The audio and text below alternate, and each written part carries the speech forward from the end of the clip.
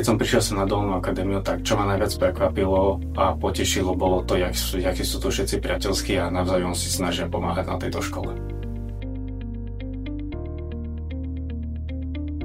Volám sa Radoslav Racký, som druhák, študujem odbor autotronik na Duálnej akadémii v Bratislave.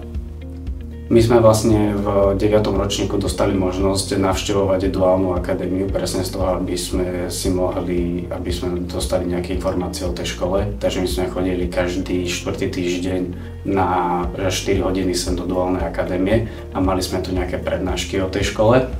Tým, že sa tu robilo s autami, tak to ma veľmi namotivovalo na túto školu.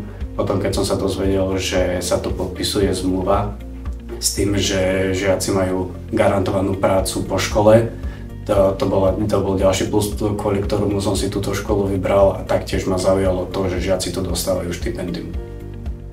A ja som si školu vyberal hlavne podľa toho, čo ma bude baviť, lebo nechcel som v živote robiť to, čo ma nebude baviť, a tým, že mňa baví robiť s autom a viem, že auta budú mať elektriku v sebe, čím ide ďalej, tým viac, tak presne preto som si vybral automobilovú školu a toho elektrikára ako odbor. Auta ma zaujímali už od malička a ako malý už som chcel mať svoje auto a vedieť si ho prípadne sám upraviť. Tak v škole ma prevažne baví telesná výchova. Ja som športový typ, takže telesné je super. Taktiež ma baví matematika a všetky odborné predmety, ktoré ma to dosť zaujíma, takže to ma baví asi najviac. Tak na prax chodím vlastne každý druhý týždeň, strieda sa to s teóriou a s tou praxou. Ja tým, že som zamestnaný pod zamestnávateľom v škodovkách, chodím už od 2. ročníka na prax, na rozdiel od žiakov, čo sú zamestnaní pod Volkswagenom, ktorí chodia až od 3. ročníka. Ja osobne chodím na prax do Petržalky, do IMPA Škoda. Ja keď som prišiel v 2. ročníku na prax do Škodovky, tak si nás zobrala pani vedúca a pridelila nám mechanika, s ktorým budeme robiť, a vlastne s tým mechanikom robíme celý rok robotu, ktorú robí on, a učíme sa. Sme v kontakte s inými zamestnancami, keď niekto potrebuje pomôcť, ideme pomôcť, či už je to podržať niečo, pomôcť s niečím, niečo priskrutkovať, prípadne čo sa dosť často stáva, je potlačiť auto dovnútra, keď auto nemôže naštartovať, takže chodíme aj medzi inými zamestnancami.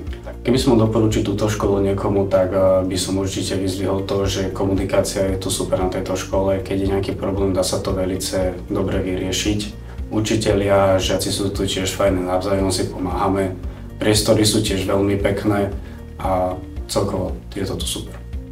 Na škole sa zapájame do rôznych aktivít, prevažne sú to DLDčka, kde pomáhame ako žiaci sprevádzať ľudí a hovoríme im o tejto škole. Taktiež keď sa idú odovzdávať nejaké zbierky do domova dôchodcov alebo do domu detí, tak toho sa tiež zúčastňujeme. Mám viac hobby, jak iba jedno mimo školy. Najviac sa venujem spoločenskému tancu, pomimo toho sa venujeme ešte hasičskému zboru. Ak by mal niekto problém s tým, že by hovoril, že sa nemôže stať o to dostať na vysokú školu, tak to by som hovoril, že nie je pravda. Na vysokú školu sa dá dostať, hlavne máme tu všetko 4-ročné odborné predmety aj s maturitou, takže na vysokú školu sa dá dostať úplne v pohode.